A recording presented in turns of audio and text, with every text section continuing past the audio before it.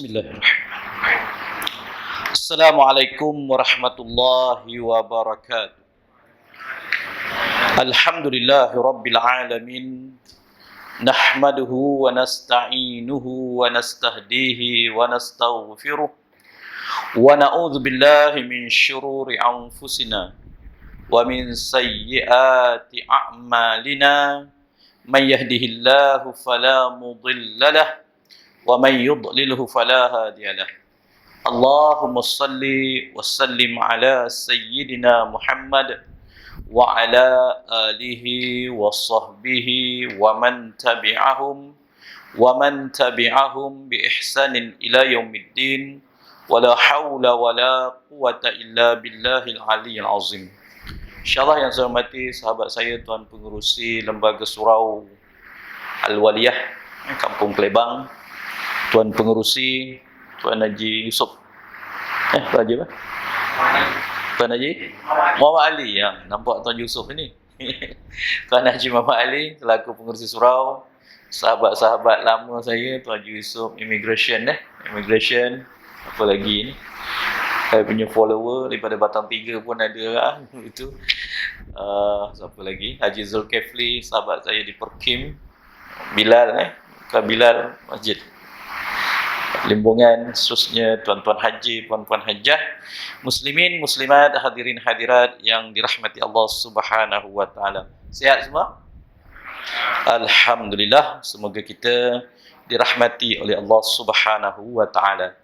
Insya-Allah tuan-tuan, kita beberapa hari sahaja lagi kita akan menyambut hari yang namanya Hari Aidil Adha, atau yang disebut juga Hari Raya Korban, atau yang disebut juga dengan Hari Yaumun Nahar, atau disebut juga dengan Hari Udhiyah. Hari yang di mana kita akan berjumpa dengan peristiwa yang kita akan menyambut Hari Raya Aidil Adha. Dua hari raya yang Allah kurniakan kepada baginda Nabi sallallahu alaihi wasallam menggantikan amalan umat yang sebelum Nabi berhijrah, iaitu Hari Raya Aidil Fitri dan Hari Raya Aidil Adha.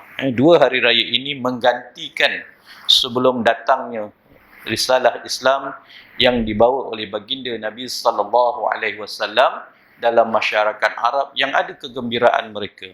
Tetapi bila Nabi datang berhijrah ke Madinah, Nabi tengok ada orang itu, lalu Allah syariatkan kepada Nabi, iaitu disambut Aidil Fitri dan disambut Aidil Adha, supaya kita bergembira mensyukuri pertama nikmat kurniaan Allah Subhanahu wa taala. Dan insya-Allah tuan-tuan, kita tinggal beberapa hari sahaja lagi kita akan menyambut Hari Raya Aidil Adha. Hari ini ialah 3 Zulhijjah. Tapi maghrib ni 3 ke 4? Nak tanya dulu, maghrib ni 3 ke 4? Ada berbeza tuan-tuan. Dari sudut kalender takwim hijrah, tak sama dengan takwim Masihi. Takwim Masihi ni apa? Orang kata takwim orang putih. Yang berlandaskan kepada perubahan hari yang berbeza. Takwim Masihi, dia akan mengira perubahan hari tadi pada jam pukul 12 malam. Tetapi takwim hijrah, dia kira waktu bila? Waktu matahari terbenam, yang dipanggil ghurub. Bila matahari terbenam kat tepi pantai sana tu, kita pun nampak, kita akan kira di mana waktu matahari dikira sempurna terbenam. Cecah aja air ke, atau sampai terbenam ujung puncaknya matahari tadi penuh dalam kita punya ufuk tadi. Dikira maghrib apabila matahari telah sempurna tenggelam atau ghurubnya. Cecah aja air macam ni, ibarat ni matahari kan, dia turun aja, ni tak kira lagi ni. Dia turun sampai habis ni hilang, barulah dikira masuk maghrib. Ini dalam konteks Al-Mufalak, waktu bila dikira masuknya waktu maghrib. Dan yang kedua, bilakah dikira hari baru dalam Islam. Jadi hari ini, waktu maghrib ni sekarang, dah masuk hari Jumaat. Hari ini Jumaat, hari ini Khamis kan? Kalau kita orang putih, hari ini Khamis lah. Tapi dalam kalender takwim Hijrah, dah masuk hari Jumaat. Sudah pada awal malam, sampailah tadi tuan-tuan. Jadi insyaAllah itu pengiraan kita dari sudut bagaimana. Dan tajuk kita akan berbicarakan pada malam ini diberikan pada saya ialah tentang ibrah pengorbanan. Kisah Nabi Ibrahim alaihissalam yang mana telah melakukan satu perintah yang besar yang diperintahkan oleh Allah Subhanahu wa taala kepada baginda Nabi kita Nabi Ibrahim alaihissalam. Yang akhirnya daripada ibrah pengajaran tersebut datanglah perintah supaya melakukan ibadat korban sempena dengan datangnya hari raya Aidil Adha. Apakah di sebalik peristiwa ibadat korban yang hendak kita sambut? Dan yang kedua, mungkin dalam beberapa tempoh yang singkat ini saya akan berbicara ataupun kita kalau ada persoalan-persoalan dengan orang kata korban yang hari ini banyak perkara-perkara kadang-kadang yang mudah jadi susah, yang susah jadi mudah, yang tak betul jadi betul, yang betul jadi tak betul. Yang kita pun jadi susah tuan-tuan. Jadi banyak perkara-perkara yang kadang-kadang dipertanyakan orang tentang ibadat korban yang boleh atau tidak, harus atau tidak. Yang mana dapat saya sentuh dalam orang kata konteks masa yang singkat ini, dapatlah kita perbincangkan. Berbalik kepada peristiwa Hari Raya Aidil Adha, dia ada kaitan dengan apa? Dia ada kaitan dengan haji. Dan hari ini yang kita masuk dalam Zulhijjah ini, kita renung pada firman Allah Subhanahu wa taala. Allah berfirman, wal fajr walayalin ashr. Demi waktu fajar, demi 10 hari. 10 hari atau 10 malam. Walayalin ashr, dan malam yang 10. Apakah malam yang 10 tadi? Ini ada tafsiran yang berbeza di kalangan ahli mufassirin, tetapi jumhur mufassirin daripada Ibnu Katsir, dalam tafsir Ibnu Katsir mentafsirkan 10 hari tadi ialah 10 hari di dalam bulan Zulhijjah. Yang kita baca wal fajri walayalin ashr wasyaf'i wal watr wal laili idza yas hal fi zalika qasamul lizihij. Itu ayat yang kita akan baca dalam surah Al-Fajr. Kemudian ditafsirkan oleh Ibnu Katsir, apakah 10 hari tadi? 10 hari tadi ada 3 qaul yang ada. Yang muktabar, yang masyhur daripada Ibnu Katsir, 10 hari itu ialah 10 hari daripada bulan Zulhijjah. Ada juga ulama mentafsirkan di kalangan ahli tafsir mengatakan 10 malam tadi, 10 malam daripada bulan akhir Ramadan. Kerana apa? 10 daripada Ramadan tadi ada satu malam yang anugerahnya lebih besar daripada 1000 bulan yang namanya Lailatul Qadar. Bila berlaku? 10 malam daripada penghujung Ramadan. Malam 21, malam 22, itu tak salah. Itu ulama mentafsirkan. Ada juga qaul yang mengatakan apakah 10 malam tadi? 10 malam tadi ialah 10 hari daripada bulan Muharram. Pun ada kelebihan juga. Kenapa? 10 Muharram. Kita akan sambut hari apa? 10 Muharram, bulan Muharram. Hari Ashura. Kalau orang Melaka dia kata tak buat bubur Ashura ke?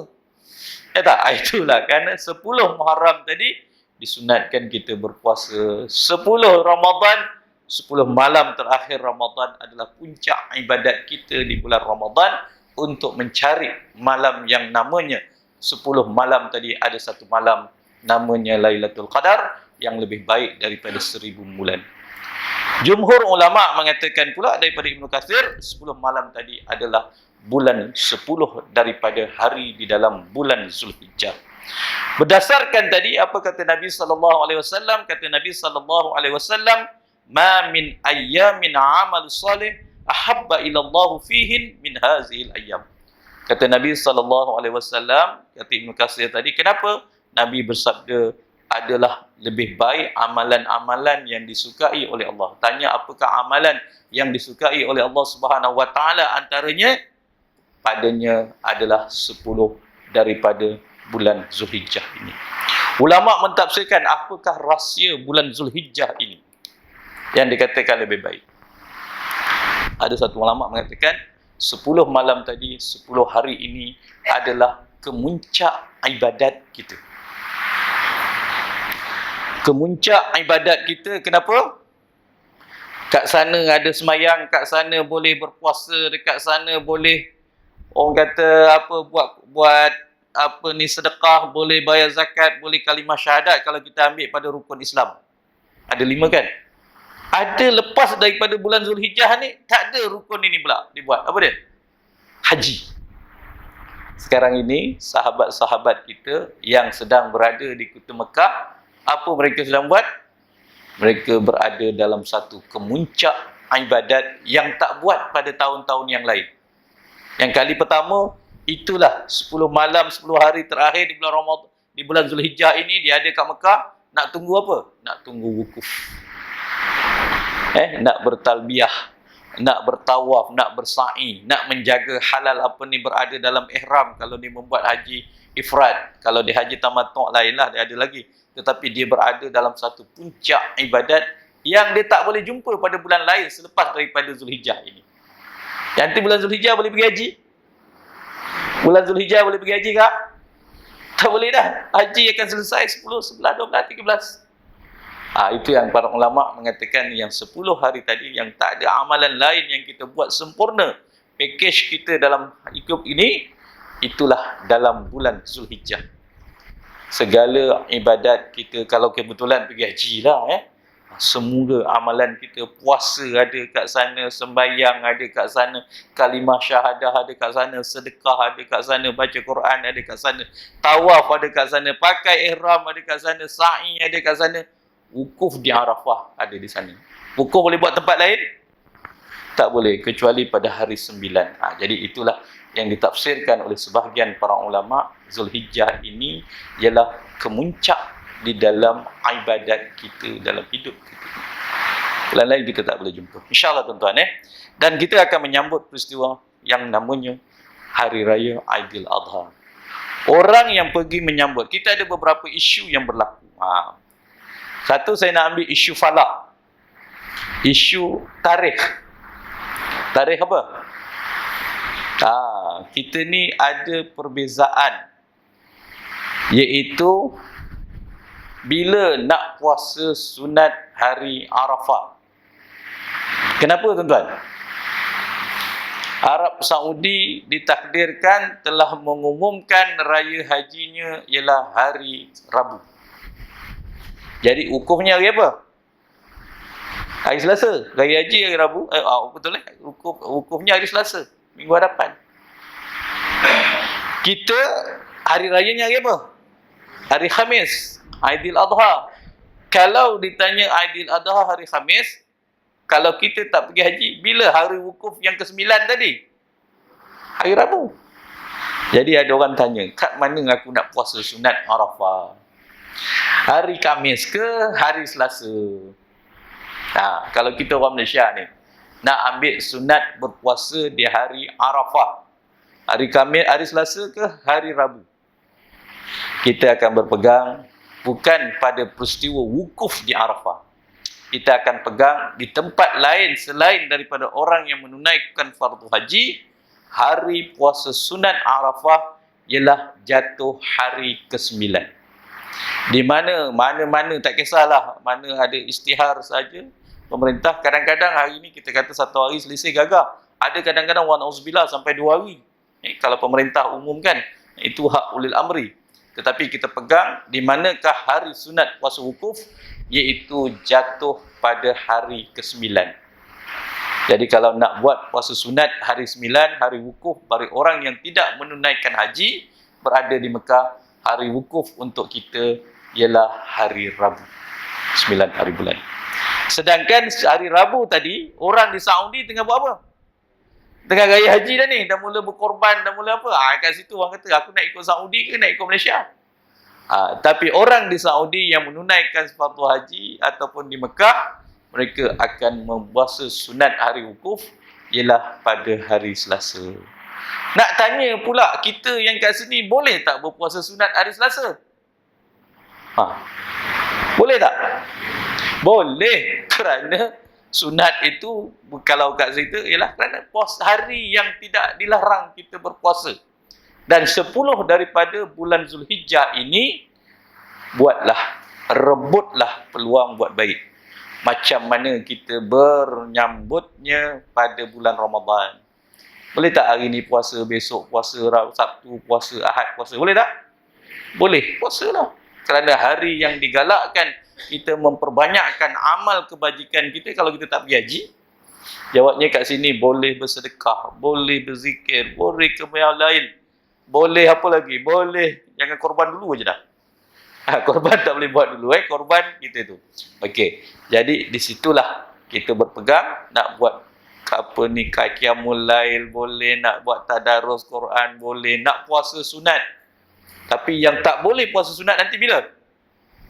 Hari Khamis apabila jatuh 10 Zulhijjah, itu adalah hari-hari yang diharamkan antaranya kita berpuasa. Walau sehebat mana pun ibadat kita, tidak akan bersah puasa kita pada hari raya Aidil Adha, atau yang masa yang sama akan jumpa 11, 12, 13, namanya hari Tasyrik.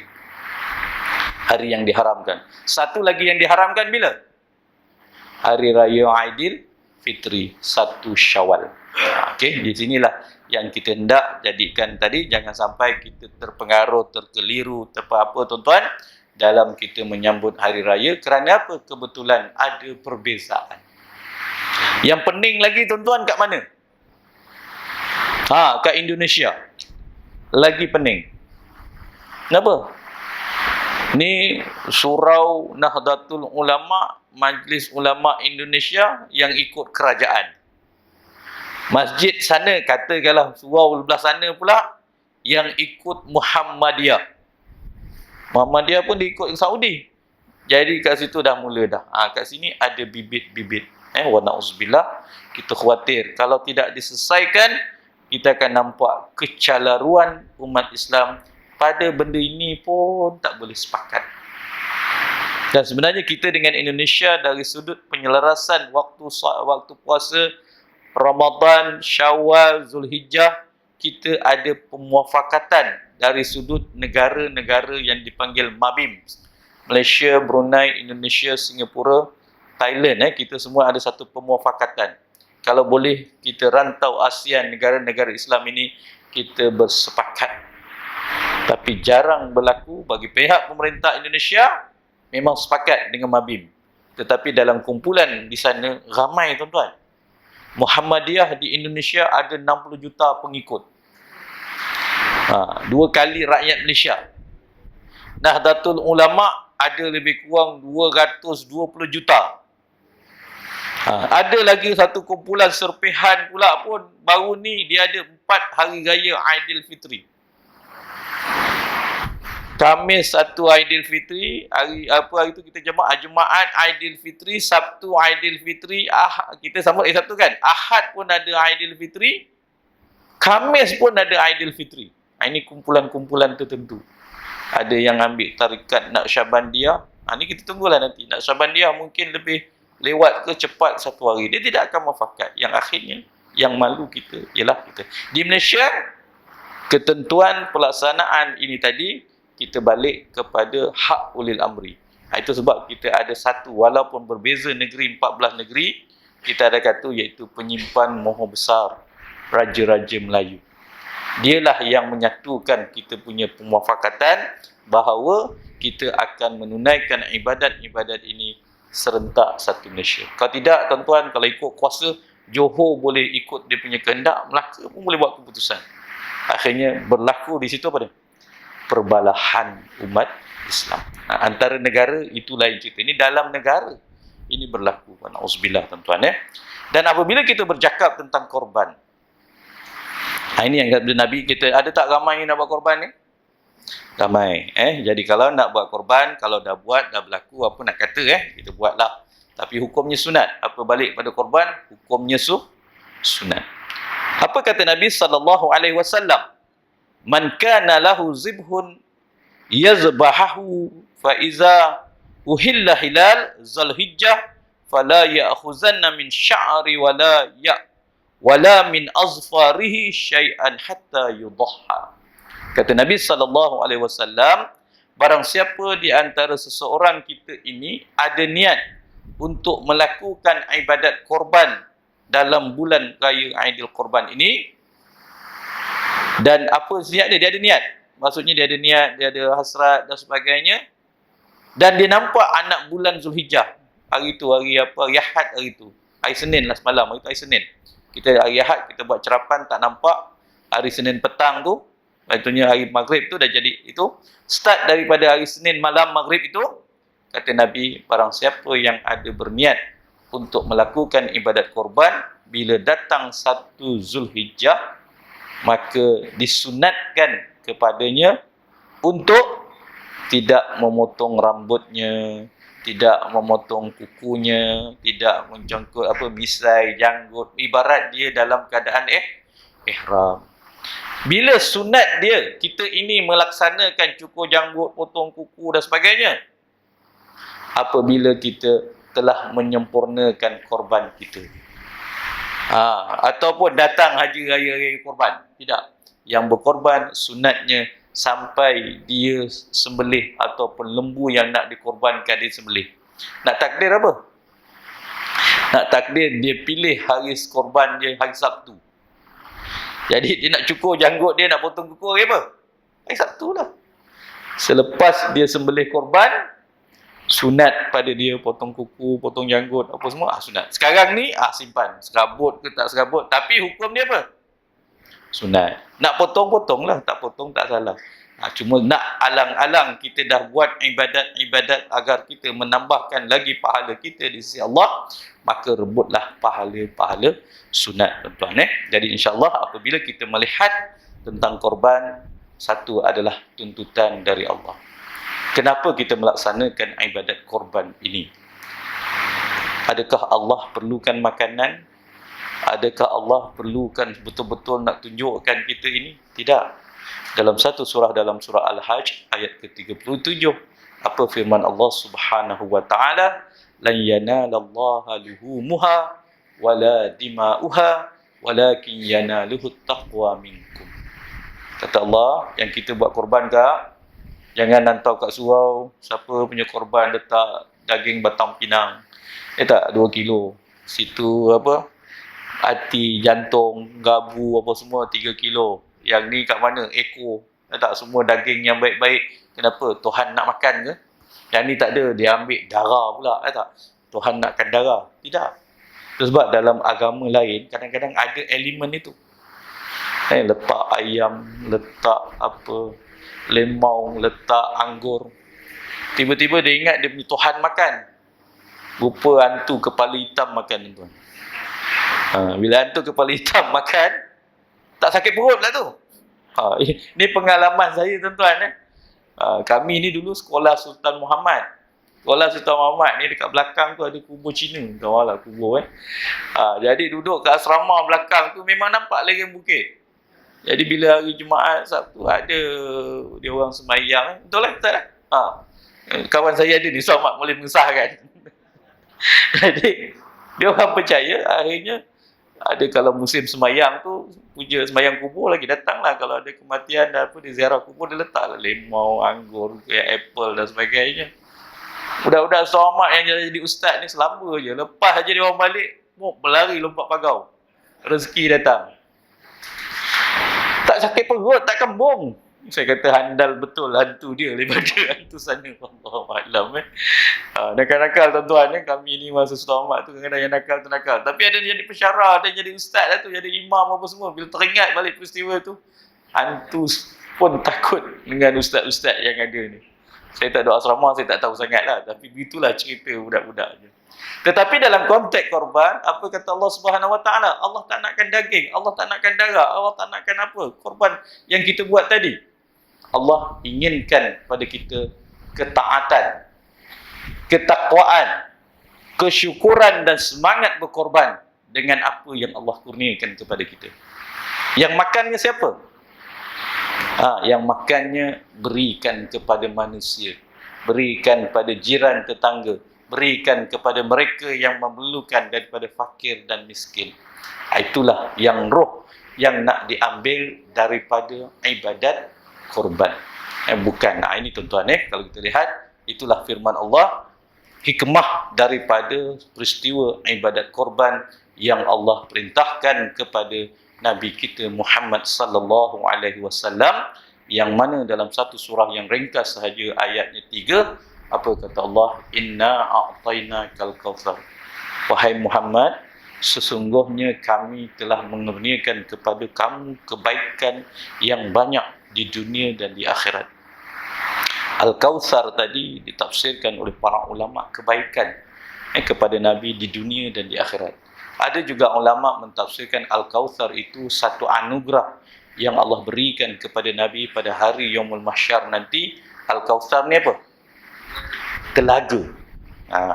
Telaga kebaikan yang banyak pada hari Yaumul Mahsyar nanti, pada hari kita berhimpun di padang mahsyar nak menunggu kebangkitan, perhimpunan kita dihitung, dipanggil, maka ada satu telaga yang dianugerahkan oleh Allah kepada Nabi kita Muhammad sallallahu alaihi wasallam. Apakah nama telaga itu? Telaga itu ialah Al-Kautsar. Apa makna telaga Al-Kautsar pada hari Yaumul Mahsyar? Kata Nabi sallallahu alaihi wasallam, barang siapa yang dapat meminum, tak banyak, seteguk ke, secawan ke, sebekas ke, apa kelebihannya, dia tidak akan rasa kehausan sepanjang berada pada hari kedahsyatan Yaumul Mahsyar nanti. Allah telah kurniakan kepada Nabi kita Muhammad sallallahu alaihi wasallam kebaikan yang amat banyak. Tapi apa Allah perintahkan kepada Nabi? Wassalli, maka hendaklah kamu menunaikan ibadat salat. Wanhar, dan hendaklah kamu melakukan ibadat kurban. Itulah datangnya perintah. Kalau ditanya, datangnya daripada perintah Allah Subhanahu wa taala kepada baginda Nabi sallallahu alaihi wasallam. Peristiwa ibadat korban yang kita tuntut, yang kita buat ini tuan-tuan, dia ada sejarah yang lebih awal berlaku. Kepada siapa? Kepada Nabi Ibrahim alaihissalam. Ibrah daripada peristiwa ibadat korban yang kita buat ini ialah bagaimana ketaatan Nabi Ibrahim. Apa ketaatan Nabi Ibrahim? Kerana menunaikan perintah Allah Subhanahu wa taala. Nabi Ibrahim ini ialah salah seorang daripada nabi yang diuji oleh Allah Subhanahu wa taala dengan ujian yang hebat. Dengan kedahsyatan, dia berada dalam satu zaman pemerintahan Raja Namrud. Lepas tu dia diuji pula kahwin dengan Siti Sarah, tak dapat anak. Lepas tu dia kahwin yang kedua dengan Siti Hajar, dia dapat anak. Minta maaf kak, dah hampir 90 tahun baru dapat anak. Dapat anak. Kahwin yang kedua baru dapat anak pada usia yang tua. Kemudian diperintahkan pula duduk dekat Mesir dalam keadaan ujian, disuruh pula berhijrah. Berhijrah ke mana? Berhijrah pula di bumi Mekah yang bumi tadi tandus, kering dan sebagainya. Berhijrahlah Nabi Ibrahim dengan Siti Hajar bersama anaknya Ismail. Maka datanglah satu penghijrahan yang besar meninggalkan Mesir untuk duduk di kota Mekah. Dan kota Mekah yang diperintahkan duduk oleh Allah Subhanahu wa taala kepada Nabi Ibrahim tadi dalam keadaan yang tak ada orang, dalam keadaan yang kering, dalam keadaan yang tak ada hasil mahsul, padang pasir yang kering. Kemudian diperintahkan pula, suruh apa? Diperintahkan pula untuk membina Kaabah dengan anaknya Ismail alaihissalam. Itulah berat tuan-tuan, antara Nabi yang Allah anugerahkan, yang angkat martabatnya, dipanggil dengan nama Nabi-Nabi yang termasuk dalam kumpulan ulul azmi. Siapa nabi-nabinya? Nabi Ibrahim, Nabi Nuh, Nabi Musa, Nabi Isa, dan Nabi kita Muhammad sallallahu alaihi wasallam. Nabi yang diuji dengan begitu hebat. Yang dicampak, kalau Nabi Ibrahim dicampakkan ke dalam api oleh Raja Namrud. Maka perintah itulah. Dan bagaimana perintahnya datang? Apabila Nabi Ibrahim alaihissalam orang kata perintah oleh Allah Subhanahu wa taala untuk menyembelih anaknya Ismail yang masih lagi kecil. Ada ulama ataupun alim mufassir mengatakan masih lagi 7 tahun, 8 tahun. Ada satu kaul mengatakan dalam belasan tahun. Tapi kira dahlah susah dapat anak, diperintahkan suruh sembelih. Inilah tuan-tuan, kata Allah Subhanahu wa taala, falamma balagha ma'ahu sa'ya qala ya bunayya inni ara fil manami anni azbahuka fanzur ma tara qala ya abati if'al ma tu'mar satajiduni insyaallah minas salihin.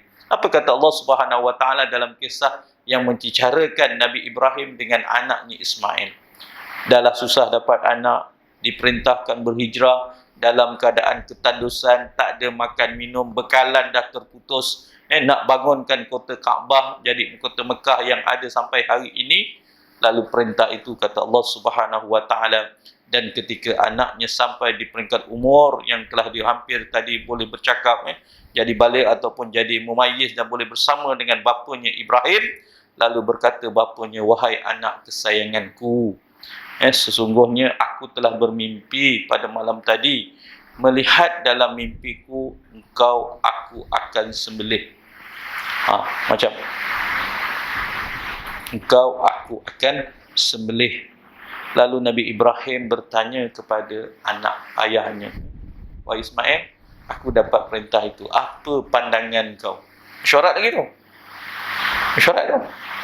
Tapi Nabi Ismail kata, wahai ayahanda, kalau itulah ianya perintah dari Allah, laksanakanlah. Itulah datangnya tadi kata Nabi Ismail alaihissalam, insyaallahu minas sabirin. Insyaallah, kalau itulah perintah dari Allah Subhanahu wa taala, Nabi Ismail kata, insyaallah aku akan jadi anak yang sabar. Mentaati perintah Allah Subhanahu wa taala. Buatlah apa abah nak buat kalau ianya perintah dari Allah. Dalam nak buat lagi tadi tuan-tuan, Nabi Ibrahim apa dia? Diuji lagi. Siti Sarah, Siti Hajar pun diuji lagi. Nak buat tak nak buat? Setan goda lagi. Sayang, kau tak sayang anak kau ni.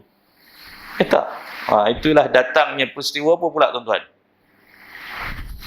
Jamrah. Orang pergi haji tu ada jamrah yang dilontar tadi. Siti Sarah, Siti Hajar mengambil batu, melontar dari godaan bisikan syaitan tadi, melawan dia supaya apa? Jangan laksanakan korban. Ini kerja gila ke? Anak susah nak dapat, lepas tu dia suruh sembelih. Allahu Akbar. Itu ujian kepada Nabi kita Ibrahim alaihissalam. Tetapi ketaatan Nabi Ibrahim alaihissalam dalam ayat tadi diterangkan oleh Allah. Lalu Allah menggantikan atau menukarkan sembelihan yang nak disembelih tadi kepada anaknya Ibrahim, tapi Ismail dengan penuh ketaatan menunggu tindakan ataupun apa yang Allah nak dibuat oleh ayahnya. Lalu Allah menggantikan sembelihan daripada anaknya tadi, Allah gantikan dengan kambing ataupun kibas, kambing biri-biri Arab itu. Itulah lambang ketaatan. Hari ini kalau dapat mimpi sembelih anak, nak buat tak? Itu bukan wahyu. Itu bukan wahyu dari Allah. Itu bisikan syaitan. Sekarang bukan ayah sembelih anak, anak pula sembelih mak dan ayah. Itu gangguan apa tu pula? Itu bukan gangguan setan, dah bukan setan lagi dah.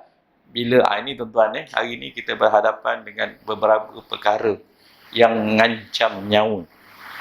Yang mengancam nyawa. Walaupun duduk dalam sebuah keluarga. Ada 3 sebab. Kadang-kadang boleh berlaku perkara-perkara di luar kawalan yang kita rasa tak masuk di akal. Satu, ingat pandang anak-anak kita yang tengah naik ni tuan-tuan. Isu dalam keluarga isu dalam keluarga ni. Perhatikan perubahan watak, sikap remaja belia kita. Kadang-kadang dia boleh bertindak dengan suatu tindakan yang luar kawalan. Satu, luar kawalannya dia tergamak, wa na'udzubillah, sembelih ahli keluarga dia. Ini yang berlaku sekarang. Yang pertama, apabila wa na'udzubillah, jangan ada, terjebak dengan elemen ajaran sesat. Dia tergamak mengikut ajaran-ajaran sesat. Akhirnya guru dia kata, mak kau halang apa semua kau, halal darah mak ayah kau. Alhamdulillah. Ini tuan-tuan akhirnya ada yang setengah tu nak cari hakikat, nak cari makrifat, nak cari apa, akhirnya dia pun terlipat, tak jumpa manakah ilmu, manakah hakikat, mana makrifat.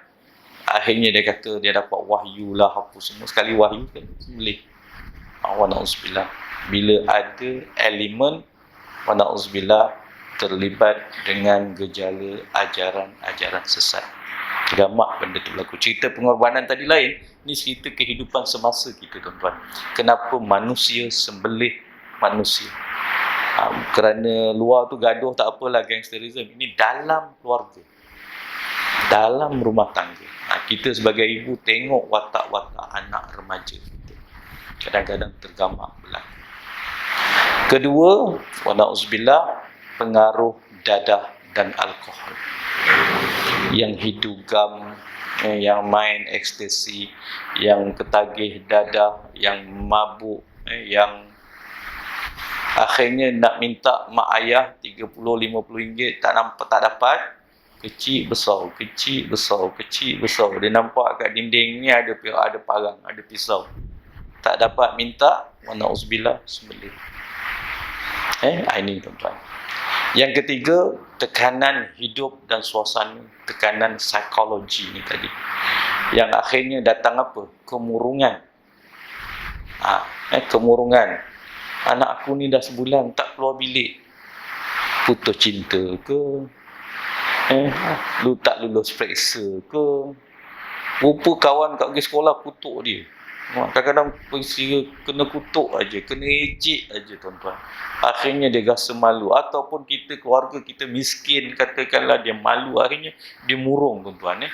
Ini pun satu elemen berlaku dalam masyarakat. Akhirnya anak kita, remaja kita, hal ni banyak berlaku tuan-tuan. Perhatikan anak-anak kita.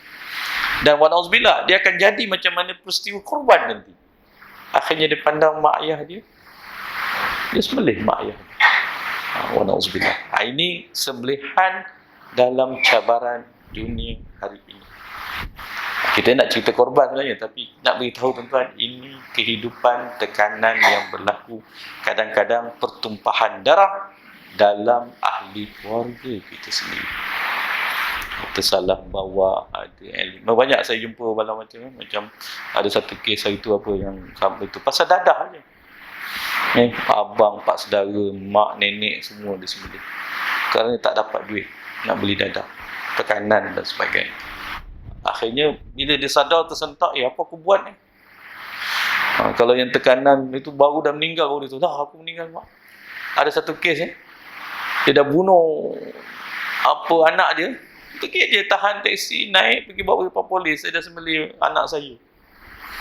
Rupanya ada elemen-elemen persilatan, permumuhan, salah bawa, saka, macam-macam lah tadi. Wa na'udzubillah. Ini saya rasa satu cabaran semasa yang kita ada. Dan ibadat korban dan peristiwa ibrah daripada Nabi Ibrahim alaihissalam tadi, disitulah kepada kita letaknya apa? Ketaatan. Sejauh mana sayangnya kita kepada harta, sejauh mana sayangnya kita kepada apa yang dianugerah, dipinjamkan kepada kita, untuk kita berkorbankan sesuatu kalau ianya datang daripada perintah Allah Subhanahu wa ta'ala. Itulah kalau Nabi Ibrahim diperintahkan oleh Allah sembelih anak, tetapi Allah uji. Itu sebagai apa? Ujian. Dan kita hidup ni banyak ujian tak? Ujian tuan-tuan. Nak pergi haji ni ujian tau. Nak pergi haji, ujian. Ada banyak kes. Ini cerita hari kebetulan Zulhijjah ini. Ujian juga. Pergi haji, pergi umrah ni membazir. Baik kau pergi simpan duit lagi bagus. Macam? Kan ujian tadi. Ada ujian lagi, minta maaf kalau ada, wa na'udzubillah. Yang ramai, saya dapat banyak soalan, antara soalannya ialah, apa dia kakak? Isteri dah ready nak pergi haji. Abang tak ready lagi nak pergi haji. Sampai isteri kata, Ustaz, apa hukum saya Ustaz? Kenapa? Kalau saya pergi haji juga, saya tak bawa. Dahlah abang saya ni tak fikir nak bawa saya pergi haji. Tak terfikir. Dia katakan, aku dah pergi haji, banyak benda aku tak boleh buat. Dia punya fikir apa? Bila dia dah pergi haji, banyak benda dia tak boleh buat. Tak boleh nak duduk mengetik, tak boleh nak pergi main saham hujung minggu, tak boleh nak melepak sana. Kan orang aku dah panggil aku haji, dah tak boleh lagi nak pakai rambu-ramba lagi kan.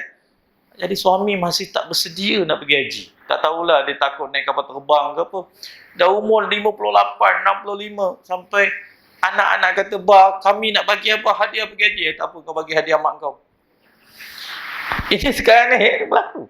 Ramai isteri yang mengadu, mengeluh kerana apa?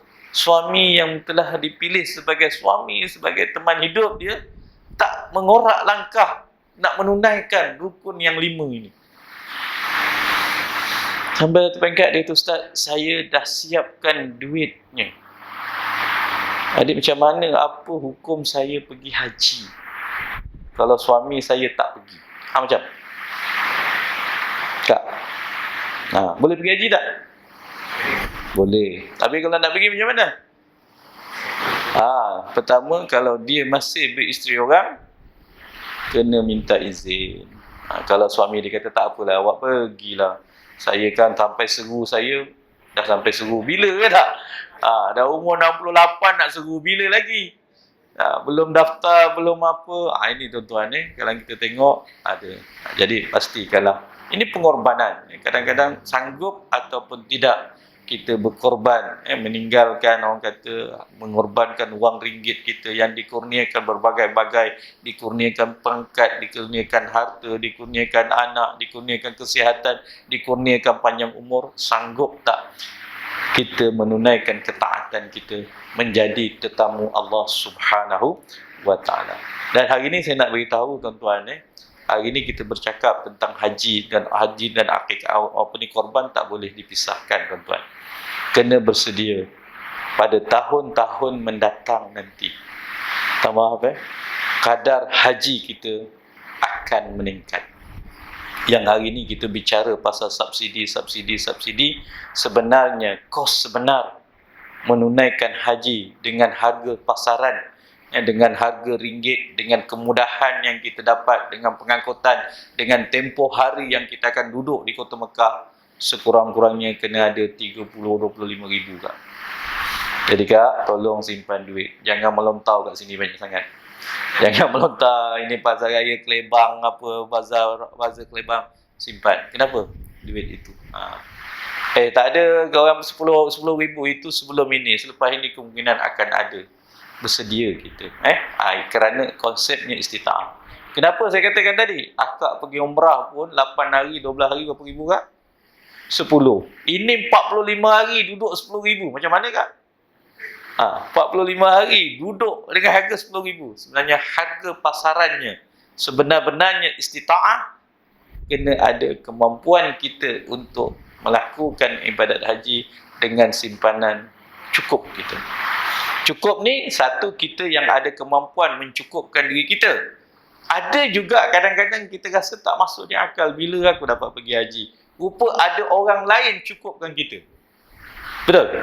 Ada orang lain yang cukupkan kita. Tengok pada aku pencen tak ada, duit tanah tak ada. Tiba-tiba anak-anak pula kata, Abah bersedia nak pergi haji, siap apa semua. Kami dah pakat adik-beradik seorang 3-4 ribu, Abah pergilah haji. Itu dicukupkan oleh orang lain, anak-anak kita. Ni rezeki tuan-tuan.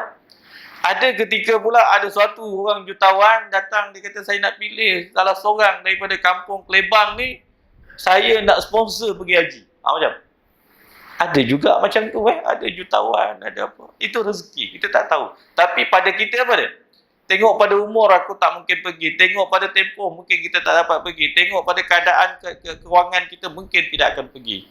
Tapi nak beritahu, haji ini bukan kita yang tentukan. Dia adalah takdir dan kehendak Allah. Tapi pada kita apa? Tanam niat. Niat nak pergi haji, cukup masa sampai tempoh aku niat nak pergi haji. Tapi kalau niat pula, apa syaratnya?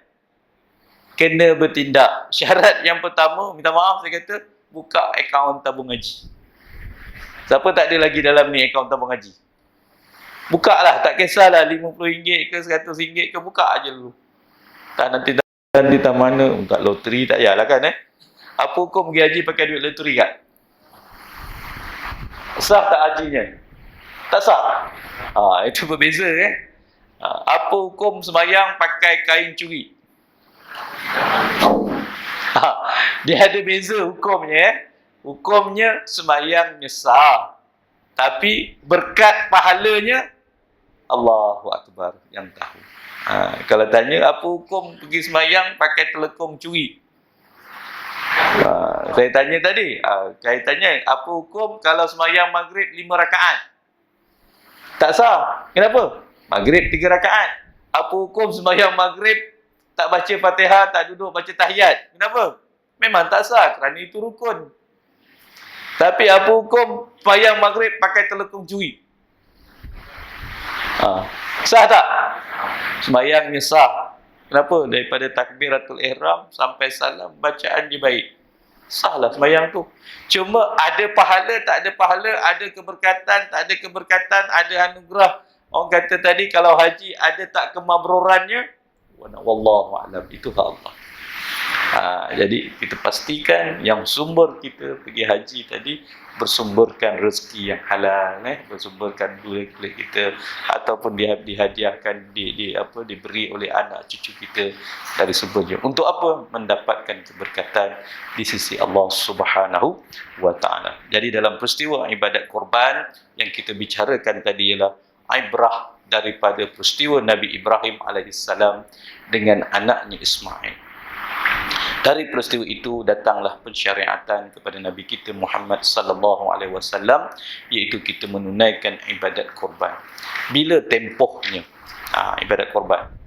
Ibadat korban ialah kita menyembelih binatang-binatang yang tertentu yang namanya bahimatul an'am. Bahimatul an'am ni ada 2 syarat. Yang pertama, dia adalah binatang ternakan. Yang kedua, dia adalah binatang ternak. Tapi kita ni ada banyak ternak kan? Ternak ayam, ternak itik, ternak juga. Yang dikatakan bahimatul an'am tadi ialah binatang ternakan yang halal dimakan dan berkaki 4. Itu baru dikata bahimatul an'am. Ayam, itik tidak bahimatul an'am. Itu binatang ternakan yang halal dimakan. Nak makan tetap kena sembelih. Tetapi yang boleh dibuat korban cuma binatang yang diternak. Ada juga binatang yang tak diternak, sekarang diternak, tapi kaki 4. Apa dia? Arnab, rusa, apa lagi? Pelanduk, kijang. Orang dah ternak kan? Adakah itu binatang ternakan? Tidak, itu asal kejadiannya ia adalah binatang liar. Yang kita ternak ni tadi pasal nak komersialkan, nak jaga dia punya spesiesnya tidak pupus. Lepas tu alhamdulillah hari ni boleh jadi komersial. Dia tidak menjadi kategori binatang ternakan yang dikatakan sebagai bahimatul an'am, kerana sifatnya adalah binatang yang liar, hidup dalam hutan. Tetapi nak tadi dia jadi jinak lah, tapi bukan sifatnya. Yang binatang ternakan tadi adalah unta, lembu, kalau di Malaysia kerbau, kambing ataupun biri-biri. Itulah yang menjadi sumber ataupun yang dipanggil bahimatul an'am, yang dilakukan penyembelihannya pada hari raya Aidil Adha dan hari raya Tasyrik sebagai tanda kita mendekatkan diri kita kepada Allah Subhanahu wa Ta'ala. Itu namanya ibadat korban. Ada 4 hari sahaja. Ada 4 hari sahaja boleh korban. Bila mula nak korban? Bukan pada malam raya. Kalau ikut dalam Aidil Adha, ada benda sunat bermula daripada malam. Tapi ada benda sunat bermula daripada tarikh lain, masa lain. Okey, kalau kita tanya nyambut hari raya Aidil Adha, bila sunat mula takbir? Bila sunat nak takbir ni? Dia ada 2 pandangan. Okey, kalau kita nak ambil sunat boleh mula takbir dipanggil dengan takbir muqayyad, ialah pada hari Arafah 9. Hari 9. Tapi takbirnya ialah takbir muqayyad. Takbir muqayyad ni apa? Masuk waktu, kita ikat dengan sebab salat waktu. Maghrib, subuh, isyak, zuhur tadi. Yang kedua dipanggil dengan takbir mursal. Takbir mursal ni takbir yang boleh dibuat berterusan. Bila boleh berlaku takbir berterusan? Daripada malam gelincir matahari maghrib tadi sampailah pagi raya. Takbir mursal ni dia ada 2 situasi. Satu pada hari malam Aidilfitri. Bila berakhir takbir mursal, setelah imam sempurna baca khutbah, turun mimbar, selesai. Takbir mursal boleh mula daripada berapa? Daripada mula lepas maghrib sampai pagi besok. Surau nak buat, kan kita ada apa, kadang-kadang ada orang buat kerja gila kan, 24 jam duduk bercakap, duduk ngaulau kan. Dia nak kampung kita nak buat takbir daripada maghrib sampai besok tanpa henti. Boleh tak? Boleh. Itu dipanggil takbir mursal. Takbir mursal ialah takbir yang bersambung-sambung tanpa henti, boleh berterusan. Lepas maghrib campur isyak, isyak sampai pukul 11, 11 sampai pukul 12, 12 sampai ke apa sampai 3 pukul 3 pagi, 3 sampai subuh. Takbirlah kalau lagi ada orang nak takbir. Itu takbir mursal. Selepas takbir mursal, dia akan terhenti apabila imam turun daripada mimbar, tak ada takbir mursal. Tapi Aidil Adha dia ada special, dipanggil takbir muqayyad. Bila muqayyad, setelah imam selesai baca khutbah tadi, maka selepas tadi sampailah hari yang ke-13, itu dipanggil takbir muqayyad. Dia diikat dengan sebab kita menunaikan takbir, sunat takbir tadi apabila masuk waktu-waktu salat. Lepas sembahyang zuhur ada takbir, lepas sembahyang asar ada takbir, diikat. Dan harus juga para ulama mengatakan, alang-alang dah buat kenduri berkumpul, kita pun duduk ramai-ramai, kita diikat kerana ada perhimpunan kita, orang kata berkumpul tadi. Sunat kita boleh bertakbir.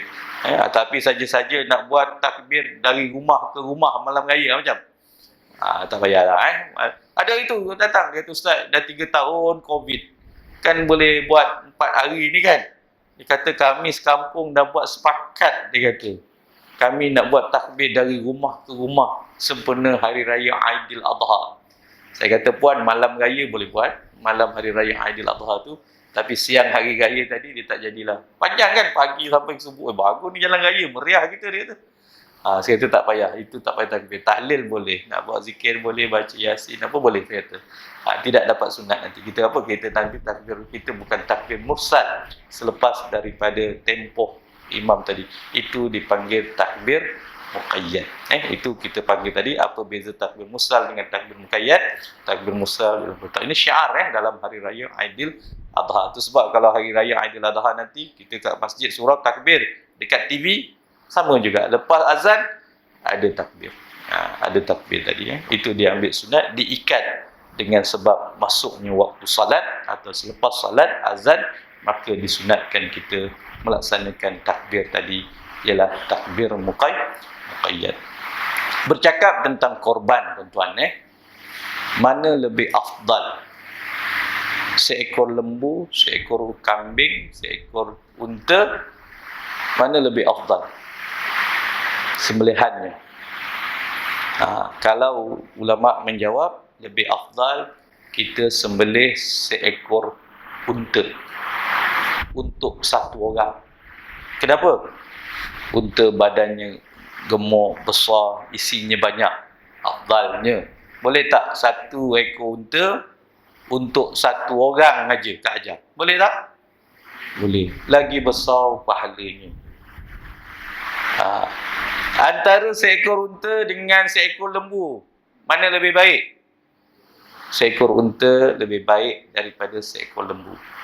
Daripada seekor lembu dengan seekor kambing, mana lebih baik? Seekor lembu. Kerana seekor lembu lebih besar saiznya, lebih banyak dagingnya, lebih gemuk. Boleh tak seekor lembu dibuat untuk satu orang sahaja?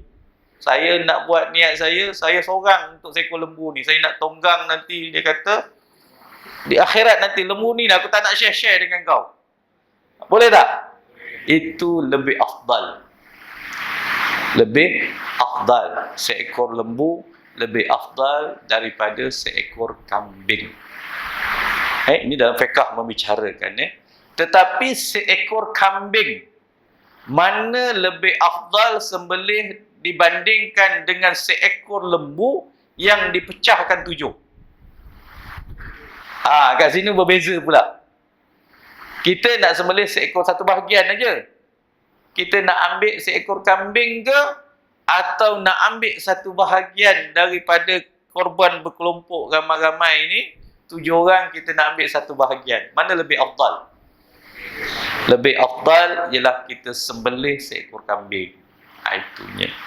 Kalau andainya korban berkelompok dengan korban seorang diri satu ekor kambing, afdalnya dari sudut fiqh ialah seekor kambing. Tapi sah tak seekor lembu tadi dibagi 7 untuk 7 bahagian? Boleh. Dalam fiqh membicarakan dalam satu hadis Nabi, seekor lembu tadi boleh berlaku 7 orang akan mengambil bahagian. Dia boleh ambil 2 bahagian, 4 lagi 5 tadi orang lain punya.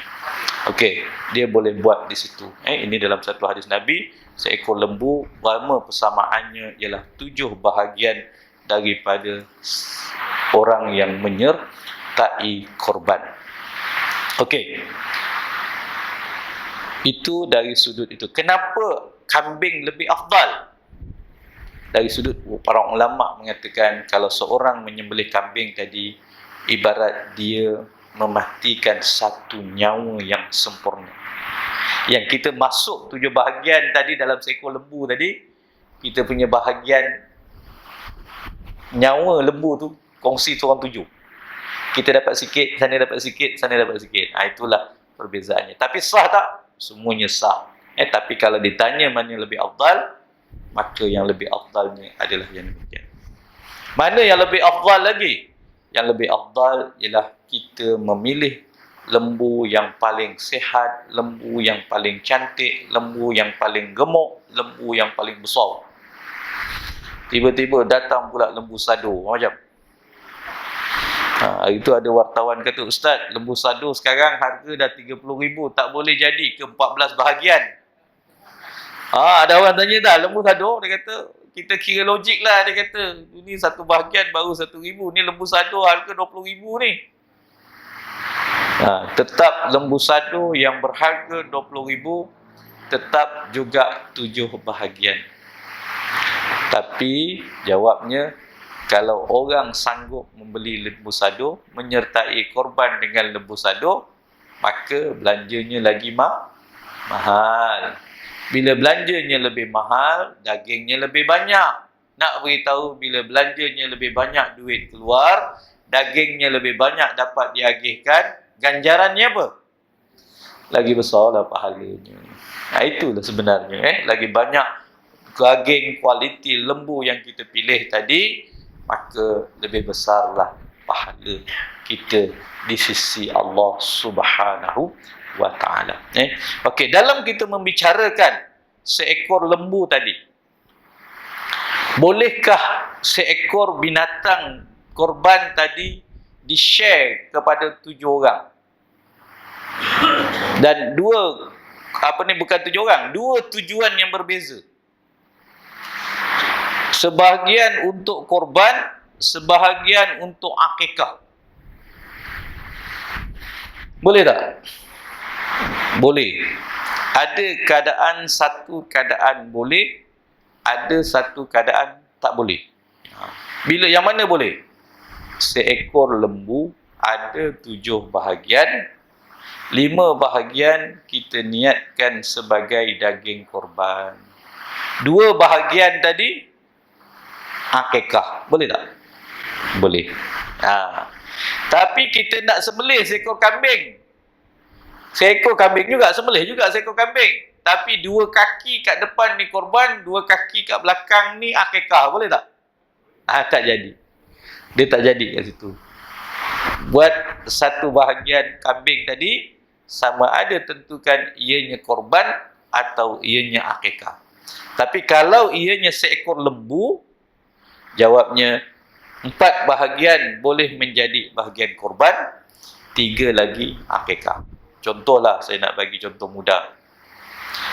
Kita ni ada anak tunggal, kemudian dah kahwin, dapat menantu, kan? Pada yang sama dapat cucu. Okey, kita suami seorang, isteri ada 2 orang. Lepas tu ada anak lelaki seorang, ada menantu seorang. Berapa? 4 orang dah. Tiba dapat cucu. Jadi cucu masuk korban, lelaki satu bahagian. Cucu aku ni belum akikah lagi. Tambahkan 2 pula. Bahagian cucu aku ni, satu bahagian dia adalah akikah, 2 bahagian akikah, 1 bahagian korban. Cukup tak lembu seekor? Cukup. Cukup. Maksudnya dia beli lembu seekor, sebenarnya dia baru rezeki dia kurnia tahun ni. Sekali dia dapat menantu, sekali dia dapat cucu. Cucu lelaki. Jadi cucu tu tadi, sekali dia niatkan korban, 1 bahagian dia niatkan korban, 2 bahagian daripada cucu tu tadi dia niatkan akikah. Cukup tak 5? 7? Cukup 7 bahagian. Jadi seekor lembu tadi, abang 5 orang aja, kenapa jadi 7? Aku dah kebetulan dapat cucu, aku buat untuk diri cucu aku tadi, dan yang kedua kita buat untuk akikah cucu kita. Cuma kalau ditanya apa beza akikah dengan korban? Akikah ialah tanggungjawab siapa? Ibu bapa atau datuk. Jangan budak tu bagi, kau kena korban tau. Budak ni tak tahu ngengek apa-apa tu kan. Jadi sunat pada siapa? Tanggungjawab atau sunat tuntutannya kepada ibu bapa penjaga. Tapi ibadat korban kepada siapa? Kepada diri kita sendiri. Yang Islam baligh, berakal, dan disebut satu lagi ialah merdeka. Ada lagi satu sebut, iaitu ada kemampuan. Ibadat korban yang kita nak buat mesti seorang tu Islam. Yang kedua baligh. Jadi budak umur 3 tahun tengok duit dia banyak, boleh tak kita ambil? Aku dah buat korban untuk kau, tak boleh. Kena anak yatim, jangan. Itu hak dia. Dia belum ada hak tasarruf. Bila dia akan ada tanggungjawab dekat dia nanti? Bila dia baligh. Baru dia kata dia boleh gunakan duit dia. Yang kita ni jangan kacau duit dia kalau nak buat korban. Kalau nak buat korban, kita keluar duit dia, kita namakan dia sebagai peserta korban, tak apa. Tetapi kalau ibadat akikah, tuntutan kepada si ayah. Kenapa ayah dapat cucu, dapat anak, atau datuk dapat cucu? Cucu tak tahu apa cerita lagi ni. Ya tak? Cucu dapat kumpul duit beranak aja, duit bersalin kan? Dapat duit bersalin, dan kita pula syukur dapat anugerah yang Allah berikan kepada kita, anak baru dalam keluarga kita. Kalau balik dekat situ, itulah akhirnya tadi saya katakan tadi, boleh tak daging korban, lembu korban tadi jadi kongsi korban dengan akikah? Satu keadaan boleh. Tapi seekor kambing jangan dijadikan 2 bahagian. Sebahagian korban, sebahagian akikah, tak ada. Kambing cuma satu ketentuan saja. Kalau akikah, jadilah akikah. Kalau nak sebut korban, jadilah satu korban. Walaupun ada kaul juga mengata boleh, tapi jumhur ulama afdalnya asingkan. Korban berbeza, daging kambing yang berbeza, akikah daging kambing yang berbeza. Tetapi kalau di-share seekor lembu, boleh 2 bahagian menjadi akikah, 5 bahagian menjadi korban. Okey, itu sebahagian. Ada satu persoalan yang akhir. Boleh tak daging korban ini beri kepada orang bukan Islam? Boleh tak? Boleh tak? Okey, dia ada 2 pandangan. Pandangan Syafi'i yang asal tidak boleh. Pandangan asal Syafi'i tidak boleh. Tetapi demi siasah syariah, kemaslahatan dakwah yang tidak mendatangkan fitnah, harus dibagi kepada yang bukan Islam. Tapi jangan pula mari-mari yang bukan Islam ambil daging korban. Jangan terbuka macam tu. Dia jadi harus bila masa kita buat korban, datang 2 asuh ni. Kita tahu jiran kita, dia pun susah juga, penerima kebantuan masyarakat juga. Tergamak tak, dia mengending aja. Lepas tu saya kata, asuh baliklah, kau bukan orang Islam, tak boleh makan. Kau tak boleh makan daging ni. Cantik tak? Tidak. Jawabnya, berikanlah 1 kilo 2 untuk dia. Kerana apa? Itu yang dipanggil siasah syariah, hikmah dalam berdakwah. Ini tuan-tuan jangan tadi. Lagi satu bila katalah kita ni orang perkim, banyak mualaf kan. Lepas tu dia korban, bapak dia datang, mak dia datang, kau buat potong lembu sedap tak? Boleh tak? Mak, daging ni mak tak boleh makan ni daging korban, cantik tak? Mak dia datang daripada apa, nak gaya haji, tapi dah buat rendang, tak boleh makan mak. Ni tak boleh makan ni, mak bukan Islam, mak tak boleh makan. Cantik tak? Tak cantik. Jawabnya dalam konteks tadi, mungkin dalam konteks keluarga, ada keluarga yang bukan Islam, anaknya masuk Islam, jambut hari raya dia buat rendang, aku dengar kau korban, aku pun nak tengok juga macam mana orang Islam buat korban. Tak apa makna korban dan sebagainya. Jawabnya ketika itu harus kita bagi dia makanlah, apa nak kata, bukan banyak sangat, 3-4 ketul aja daging. Kenapa? Dia pun nak rasa juga. Kalau dia tak bagi, mak tak boleh makan tau. Ini daging orang Islam. Dah sampai hati aku pergi rumah kau tak bagi aku makan. Kan ke fitnah macam ni ke Islam. Itu yang datang dari ni, jangan kuasa fatwa memutuskan walaupun pada pandangan Syafi'i asal tak boleh daging korban tadi diberikan kepada yang bukan Islam, tetapi demi maslahah dakwah, siasat syariah, hidup bermasyarakat, ada benda-benda yang tak mungkin kalau kata kita tadi, kita boleh santuni kepada yang bukan Islam. Tapi kalau nak elakkan khilaf, macam kami di majlis agama Perkim, kita ada buat di perkampungan orang asli. Kadang-kadang kita akan sembelih 2 ekor. Seekor lembu tu sembelihan biasa, seekor lembu lagi sembelihan korban. Yang biasa tadi boleh bagi satu kampung yang bukan Islam.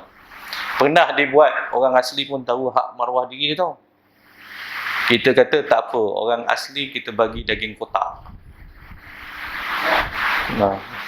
Tak nak dia terima. Aku tahu daging lembu tu segar lagi sedap daripada daging kotak. Jangan kata dia tak kenal daging kotak dengan daging itu. Rupanya dia nak tengok, akhirnya dia tak. Pernah dulu mula-mula tak apa, kita bagi daging kotak. Dia pun balik, kenapa aku tengok daging orang tadi panas je tak? Tiba kat rumah dia daging dia sejuk. Belum masuk peti sejuk dah sejuk.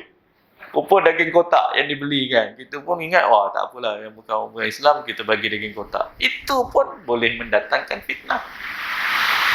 Untuk aku second grade punya dia bagi. Inilah Islam. Na'udzubillah. Akhirnya kita buat dalam di Perkim, kalau kami Balai Islam, Jakim dan sebagainya, untuk perkampungan orang asli, biasa kita satu ni kita berkata sembelihan biasa. Kerana kampung orang asli, minta maaf, yang Islam cuma 10 keluarga, yang tak Islam 60 keluarga.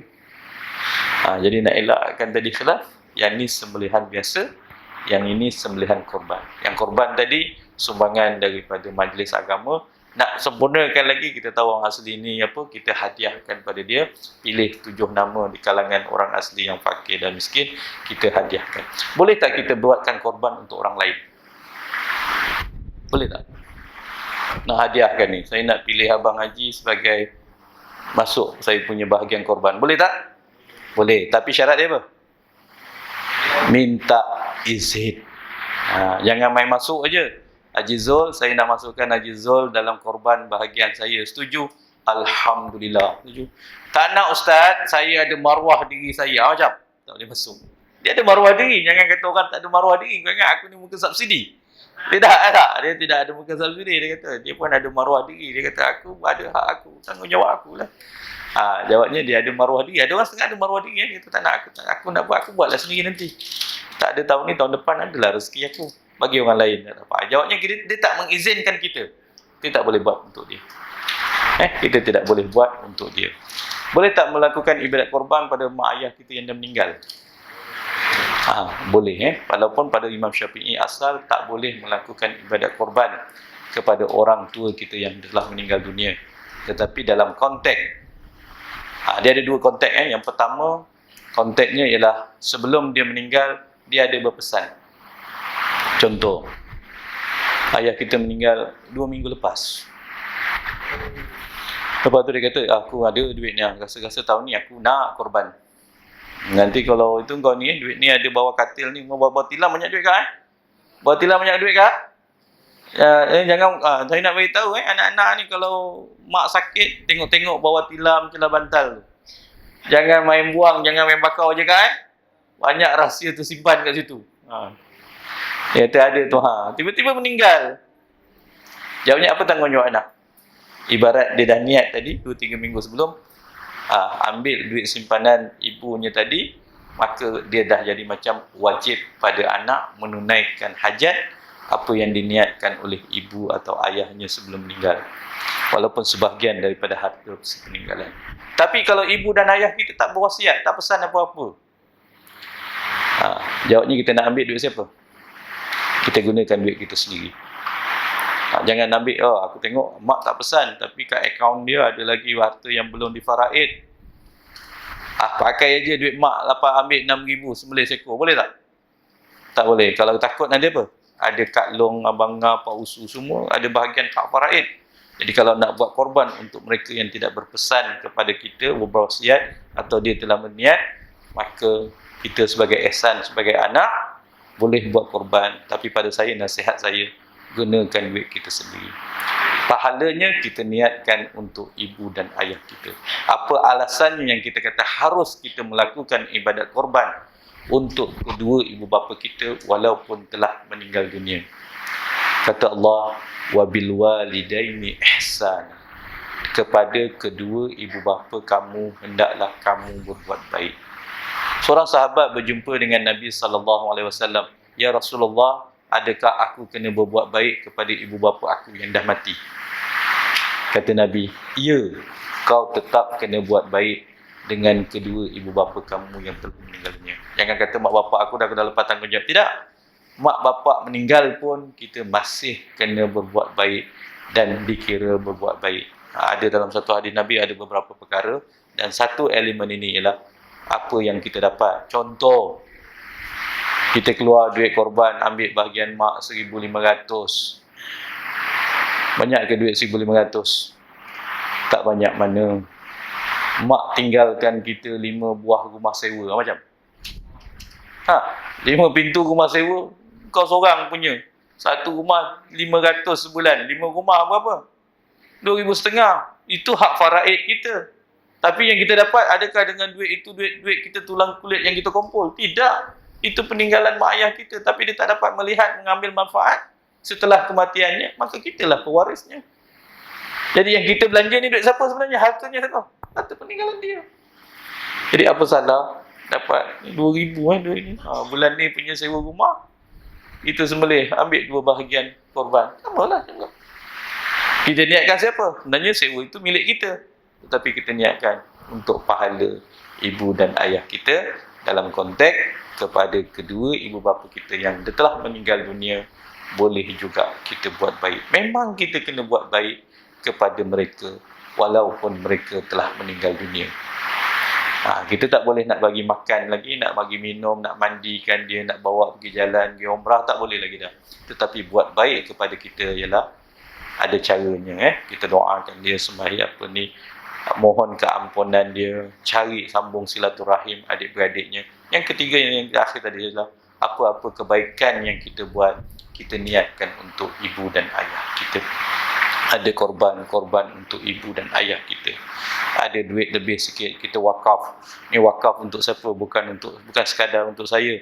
Saya nak niatkan niat pahala wakaf ini 500, nak bayar bagi duit surau ni untuk arwah mak dan ayah saya. Itu wakaf yang kita bagi. Kalau ikut memang tak boleh lah, bukan dia kepada dia itu, tapi yang kita dapat ni harta peninggalan dia juga. Cuma dia tidak berbelanja. Jadi pada ketika itu harus pada kita niatkan pahala yang kita buat tadi untuk ibu dan ayah kita. Itu sebenarnya. Kerana dalam konteks ibu dan ayah, kita kena berbuat baik walaupun dia telah meninggal dunia. Wallahu alam, itulah sebahagian daripada apa yang saya nak perkatakan. InsyaAllah kita akan menyambut Aidilladha. Selamat Hari Raya Aidilladha. Moga yang baik datangnya daripada Allah. Yang kekurangan tadi adalah kelemahan saya. Wabillahi taufiq wal hidayah. Wassalamualaikum warahmatullahi wabarakatuh. InsyaAllah kita doakan kepada saudara pengusi surau dulu, apa ni? Datuk Yusof dalam keadaan tak berapa sihat. Kita doakan diberikan kesembuhan, yang disegerakan kesihatannya kembali kepada asal. Moga Allah permudahkan urusan rawatan kepada Datuk sahabat saya juga, Datuk Yusof. Kalau panggilnya Yusof Soroh kan, Datuk Yusof lah saya panggil.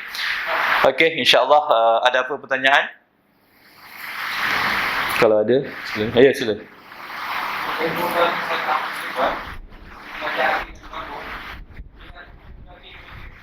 Okey, boleh tak? Okey, kalau semua dah agih, jawabnya boleh kita agihkan keluar kampung.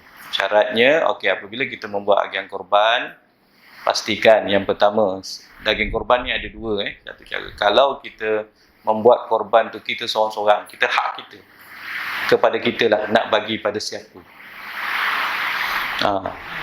Contohnya, kita sembelih seekor kambing. Kambing ni berapa boleh dapat? Dalam 20 kilo dapat? 15 kilo. Kalau dari sudut fiqah, kita bagi satu orang aja cukup. Kita bagi sekilo, dah lepas dah tanggungjawab. Sekilo, dah lepas dah kewajipan kita. Yang lain aku nak makan, nak beranak. Jawabnya sah tak? Sah korban dia tadi. Boleh pahala dah dapat. Kenapa? Anak aku ramai, anak aku 20. Bini 4 kan. Jadi seekor kambing, bini 4 tak cukup seekor kambing. Jawabnya dia makan anak beranak pun tak cukup. Jadi dia nak bagi untuk fakir miskin, saya nak bagi sekilo je. Itu hak dia. Itu hak dia. Tapi yang afdalnya kata ulama, yang banyak itu yang sedekah, yang sikit itu berkat. Jadi yang berkat tu dia ambil yang berkat sikit aja. Kira-kira sekali masak katakanlah. Sekali masak itu kita punya. Makan anak beranak 2 kilo dah kata sekali masak. Itu yang berkatnya, kita ambil sedikit, yang banyak kita hadiahkan atau kita sedekahkan, kita agihkan. Kepada siapa kita nak agih? Senang cerita dari sudut Syafi'i, kita mendapat pendekatan 1/3 kita boleh ambil sebahagian untuk ahli keluarga kita. Anak, menantu, kita nak masak, nak simpan minggu depan ke apa ke, boleh. 1/3 lagi pastikan sampai kepada orang yang lebih utama dalam kawasan kita. Maksudnya siapa? Yang benar-benar susah, fakir, miskin. Itu hak mereka. 1/3 lagi, tu nak bagi Datuk Yusof boleh, mufti boleh, korporat ni boleh. Kenapa? Itu dah jadi hadiah. Dalam menerima daging korban, kita yang berkorban tak boleh menjual daging korban tersebut. Orang yang mendapat hadiah yang kaya ni tadi, saya tak boleh jual daging korban. Untung juga banyak saya dapat kena mufti. Tak, sekalian tu kadang-kadang sampai 20 kilo saya dapat tau. Kalau saya kata otak komersial dia tak. Kalau saya jual sekilo RM30, dapat juga 10 kilo, dapat 300 dia tak. Pada saya tidak boleh. Kaya yang kaya, kita yang berada ini, kita dapat wang hadiah. Bukan kerana kemiskinan kita. Tak boleh kita menjual daging tersebut. Makanlah kerana hadiah orang. Tetapi kalau pergi kepada si fakir, memang orang ni susah, dapat daging 6 kilo. Besok-besok kita tanya, Kak, hari ni jarang-jarang, biasa telur dadar dengan telur rebus saja nasi lemak. Hari ni ada daging gendang ni. Semalam dekat daging korban masjid bagi 5 kilo, saya buatlah gendang jual bagi lemak pagi-pagi nasi lemak tu daging korban. Boleh tak? Boleh, itu hak dia. Dia telah menjadi milkut tamlik kat dia, itu hak dia sebagai fakir bahawa daging korban tu tadi menjadi hasil pada dia boleh dikembang. Kalau dia makan, dia pun sakit jantung. Tak? Darah tinggi dia kak? Darah tinggi ada, sakit jantung ada, semua tak boleh makan. Tapi kan aku dah berniaga, aku jual lah daging ni tadi. Ataupun dia hadiah kat orang lain, boleh. Kalau dia jual pun tak salah. Kerana dia berhak untuk menyuburkan harta tadi. Kat sini saya nak beritahu Haji Zul, kita sebenarnya, nanti saya wifi atau WhatsApp kan, saya ada satu dengan NGO mu'alaf. Saya akan buat apa tuan-tuan? Saya buat satu kaedah yang saya tengok, macam juga di Saudi sekarang musim korban raya haji ni, mereka sembelih berjuta kambing dan lembu. Kambing dah memang juta dah saya kata. Mungkin 2-3 juta yang buat dam kerana tamattu', yang niat korban. Yang pasti korban tadi kena sembelih daripada selepas sembahyang raya sampai hari yang ke-13. Itu korban. Sekarang daging korban dah banyak. Apa dia buat? Dia packing balik hantar luar negara. Itu datangnya, boleh tak daging korban dipindah ke tempat lain? Boleh, sekiranya telah habis keperluan untuk kampung kita. Jadi dalam kami dengan NGO mu'alaf ni, kami ada satu program namanya Sunduk Korban. Masjid nak buat pun boleh juga. Dah korban sampai 20 ekor tak? Kalau tanya nak bagi kat mana ni? Tak terbagi lagi dah. Yang tukang kerja pun dah lepoh dah kan? Dah letak dah nak kerja, tak tahu nak kerja. Jawabnya daging tadi kita packing balik. Kita packing, kita frozenkan dia, masuk peti sejuk. Saya nak jadikan itu sebagai kumpulan yang terpilih. Katakanlah macam tahun lepas saya cuba, saya tak sangka, saya beli satu peti sejuk. Akhirnya saya ingat tak ada sambutan. Kita dapat lebih kurang 800 kilo. 800 kilo ni berapa? 8 ekor lembu lah. Saya tak sembelih lembu. Mu'alaf ni, kumpulan ni tak sembelih lembu. Cuma kami hubungi, kami keluarkan siapa-siapa yang tak dapat nak agihkan daging korban. Hubungi NGO kami ni, Perkim ada, Badan Kebajikan Saudara Muslim ada. Nanti dia orang akan ambil, daging tu kita akan masuk peti sejuk, kita sorting balik, apa semua balik.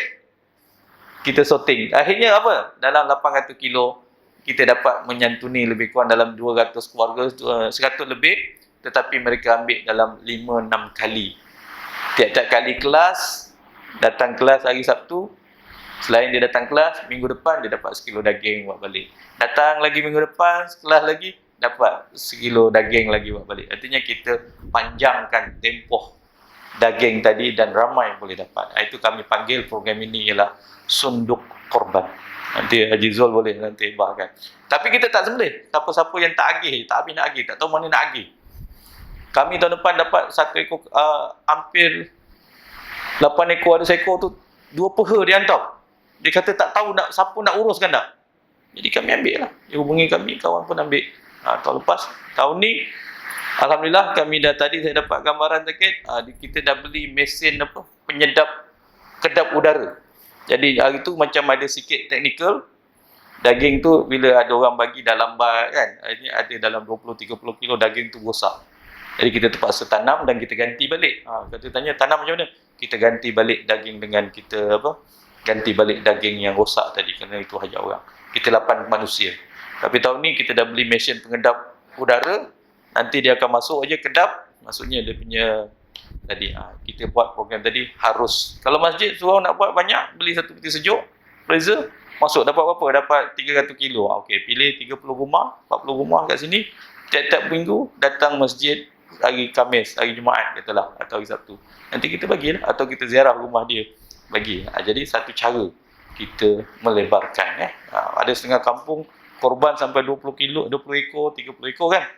Jadi ada setengah kampung banyak kat rumah lagi tak habis lagi. Itu yang kami perkenalkan. Dan banyak NGO yang buat di Melaka kami perkenalkan ialah Sunduk Korban. Tadi pun dia orang dah hantarkan viral untuk iklan. Jadi kita mungkin tak tahulah sambutan. Tahun lepas kami jangka dalam 400-500 bungkus saja. Kami dapat lebih kurang dalam 800 kilo. Kena beli 2 peti sejuk. Minggu kedua tu beli lagi 1. Kerana tak jangka sambutan tu datang, kita beli terus untuk saat simpan daging tadi dalam selamat. Allahu a'lam. Sila. Sayang. Dia kahwin dan berubah dari negara. Hmm. Jadi korban di luar negara, mana yang lebih baik? Mana yang lebih baik Okey. Yang penting kita niat nak korban. Kalau niat korban luar negara kerana harganya murah, kuranglah pahalanya tak? Kenapa nak pergi luar negara? Korban luar negara murah, RM300. Kat Malaysia dah sampai 900. Tak salah. Kita ada tengok ada 3. Ada korban secara keluarga, ada korban dalam negara secara berkelompok, ada korban keluar negara. Tetapi yang pasti jangan sampai syiar hilang. Syiar hilang kenapa? Semua dah pergi korban luar negara, kat kampung dah tak ada orang nak korban. Semua tak ada tahun ni gimana? Semua dah pergi Kemboja, Afrika apa semua kan? Jadi afdalnya jangan sampai hilang syiar di tempat kita sendiri. Katakanlah contoh, duduk semua kawasan orang kaya, dia pun tak makan lembu korban ni, dia makan lembu wagyu. Lembu wagyu ni sekilo dekat RM600 tau. Tapi kena tak korban? Tetap juga kena zahirkan syiar korban ni tadi. Kenapa? Ini pengorbanan. Jadinya korban afdalnya lebih baik di kampung halaman kita sendiri. Tapi kalau dah banyak, tak salah nak pergi keluar negara. Tak ada masalah. Boleh berlaku. Jangan langsung tak nak korban. Tapi jangan sampai semua pergi luar negara, tak nak pergi kampung aku semua tak elok apa semua. Lalas masjid tunggu, orang tunggu. Tahun ni tak ada orang korban ke? Tak ada. Jawabnya silang syiar dalam masyarakat. Jadi jangan sampai hilang syiar dalam masyarakat kita. Yang jiran tetangga menyantuni dan sebagainya tadi. Yang lebih afdal lagi apa dia? Siapa yang berniat melakukan korban, dia sendiri yang menyembelih korban. Kalau tak nak sembelih korban, takut dia melihat hari pengorbanan tadi depan mata kepala dia sendiri. Itu lebih afdal. Itu wallahu a'lam. Okey. Kalau tak ada, insyaAllah selamat menyambut Hari Raya Aidil Kurban. InsyaAllah moga yang baik datang daripada Allah. Kesilapan, kekurangan dalam penyampaian saya tadi, saya mohonkan kemaafan. InsyaAllah kita doakan negeri dan negara kita dilindungi oleh Allah Subhanahu wa taala. Billahi taufiq wa hidayah. Assalamualaikum warahmatullahi wabarakatuh. A'udzubillahi minasyaitonirrajim. Bismillahirrahmanirrahim. Allahumma anfa'na bima 'allamtana wa 'allimna ma yanfa'una wa zidna 'ilman min indik. Rabbana atina fid dunya hasanah fil akhirati hasanah wa qina azabannar. Walhamdulillahi rabbil alamin. Taqabbalallahu minkum.